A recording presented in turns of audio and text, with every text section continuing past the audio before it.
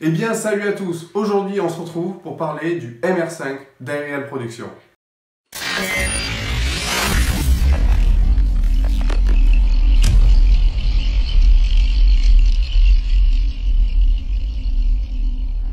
Qu'est-ce qu'on peut en dire? Parce que j'ai pu le tester, d'accord? Je vous ai mis un petit peu l'eau à la bouche en vous faisant des petits live Facebook, en vous postant des photos, des choses comme ça.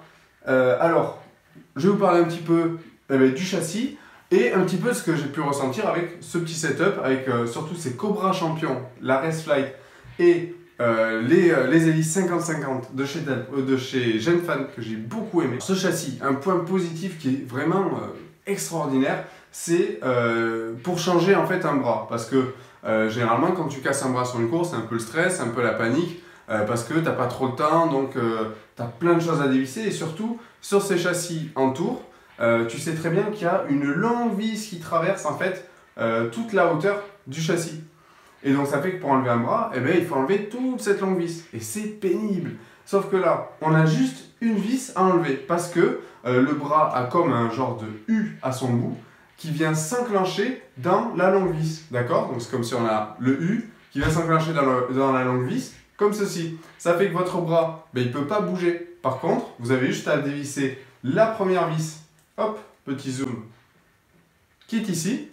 Ce qui fait que eh ben, vous avez juste à tirer et tac, ça s'enlève.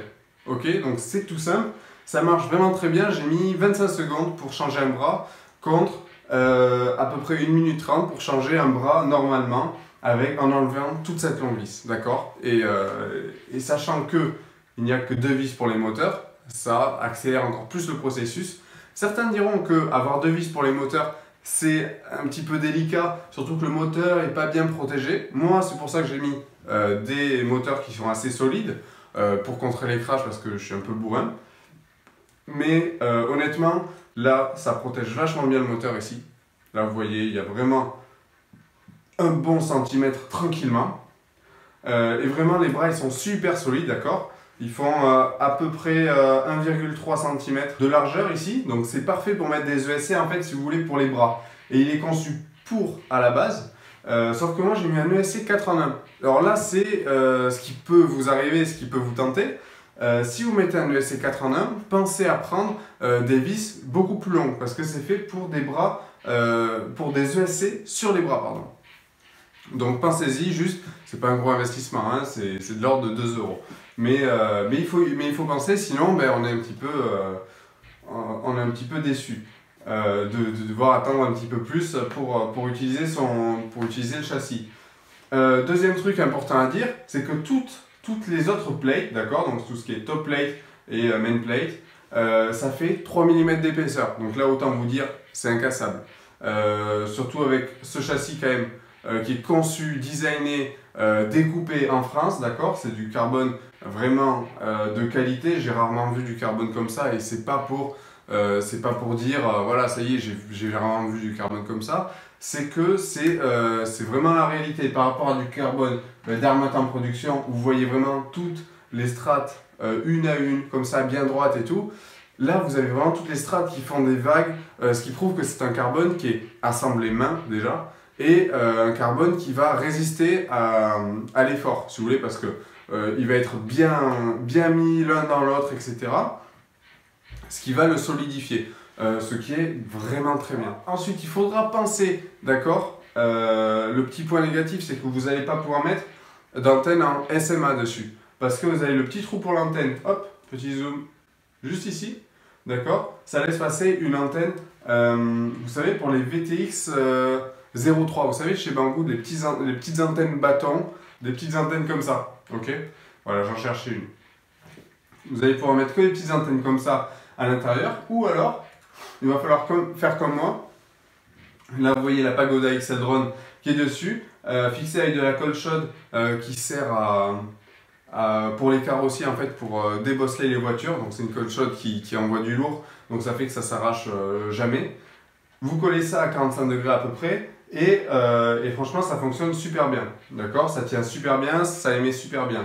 Il n'y a aucun souci. À l'intérieur, vous avez largement la place de mettre votre récepteur radio, le tramp, etc. Vraiment aucun souci là-dessus. Ensuite, ce que j'ai eu comme souci, moi, c'était pour fixer un petit peu la caméra, où j'ai dû faire des trous dans le logo pour pouvoir fixer ma Runcam Mini, parce qu'à la base, c'est fait pour une Runcam Micro. Et là, maintenant, c'est génial parce que j'ai dit ça à Mika. Mika, il a réagi de suite. Donc, Mika, en fait, c'est la personne qui fait ces châssis. Mika d'ARL Production. Je vous mets son petit Facebook dans la description. Et donc, Mika, il a réagi tout de suite. Et il perce maintenant les trous sur les top plates pour pouvoir fixer en fait vos caméras. Donc c'est génial. Ensuite l'ouverture ici, elle correspond sur la top plate là, tac, cette petite ouverture là, d'accord. Elle correspond à ce qu'il faut pour laisser passer l'objectif ou la lentille comme vous voulez d'une Runcam Micro, d'accord. Moi j'ai préféré mettre une mini et mettre ma caméra un peu plus basse. Parce que c'est plus solide, franchement c'est beaucoup plus solide pour un 5 pouces. Le carbone il est vraiment brillant, magnifique. Alors j'espère qu'il y a des petits reflets qui vont se faire. Tac. Pour que vous puissiez voir un petit peu comment il rend. Enfin, c'est vraiment magnifique quoi. Il est très doux, il est pas taillant sur les côtés. Si vous voulez je peux faire ça quoi. Alors que sur des carbones chinois je peux pas le faire quoi. Sinon je me taille un petit peu la peau. Parce que vraiment il prend soin de chaque pièce. Après la découpe, hop, il vient poncer un petit peu sur les côtés, c'est vraiment nickel. Il fournit une petite mousse, enfin plein de petites choses qui sont vraiment bien. Vous avez même les écrous inserts qui sont déjà positionnés, ça c'est un régal. Je vous conseille d'aller faire un petit tour sur les sites qui peuvent le vendre. Donc je sais que vous avez forcément le site d'ARL Production qui le vend. Vous pouvez contacter directement Mickaël dans la description par son Facebook. Vous avez aussi HRC Lipo qui vend des châssis ARL Production et bientôt Easy Racer. D'accord, je vous mets des petits liens dans la description. J'ai juste à rajouter que ce châssis, j'ai pu cracher un petit nombre de fois avec quand même contre des arbres, des choses comme ça, surtout des arbres. Parce que le sol encore, je fais attention, mais les arbres, non je m'en fous. Franchement, très solide, franchement, tu peux y aller, tu peux foncer dedans parce que bon, des bras en 5 mm, ça se casse pas de suite. Il faut savoir quand même que le châssis pèse 76 grammes. D'accord, c'est un petit peu lourd pour de la race. Je suis d'accord pour ceux qui font attention un petit peu au poids. Mais je vais vous dire, pour un châssis en lequel vous pouvez avoir confiance, même si vous prenez un gros shoot, je dis ça vaut le coup. Et je pense que je vais le faire passer en machine principale celui-là, parce que il envoie quand même du bois, il est très solide. Et les bras en 5 mm le rendent très rigide, ce qui fait que ça réagit très vite, très bien. Vous avez la place qu'il faut pour passer votre strap et le changer correctement. Et il ne faut pas oublier aussi que vous pouvez mettre un contrôleur de vol dessus en 20 par 20, ce qui fait que vous pouvez alléger considérablement en fait votre drone. Si vous mettez en fait, si vous voulez, vos ESC sur les bras, ok. À l'intérieur vous mettrez votre contrôleur de vol en 20 par 20, ce qui va vous faire gagner vraiment du poids par rapport à du 30 par 30 quoi. Et ensuite vous mettez une Runcam Micro, je pense que vous pouvez gagner un poids de malade mental.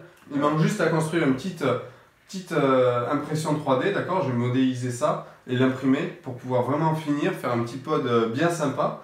Vous avez aussi la version Venom qui est à vendre aussi avec ARL Production, que Rémi Remco il teste et il a 2 châssis qui sont comme ça. Super joli franchement, avec des petites impressions 3D juste magnifiques. Alors moi je vais me faire un petit pod pour garder cet effet un petit peu de drone, un petit peu tourelle, et ça va être parfait. Voilà, et vous avez plein de petits accessoires qui sont disponibles chez ARL Production, par exemple comme des petits protèges moteurs qui sont disponibles pour tout achat d'un châssis. Si vous voulez, vous avez le STL qui est fourni gratuitement. Voilà.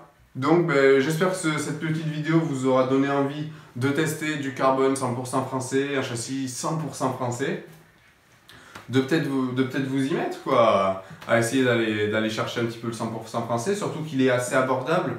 Il est de l'ordre des entre les 90 et les 100 euros, je sais plus à combien il est en vente, mais je crois que c'est dans ces ordres là. Ce qui fait que c'est assez abordable par rapport par exemple à un Astro X. Un Astro X c'est, je sais plus combien, ça doit être 110 € à peu près. Et franchement pour du carbone qui tient le coup, je trouve ça vraiment bien. Alors voilà, c'était Robin de la chaîne XL-Drone. Ciao tout le monde!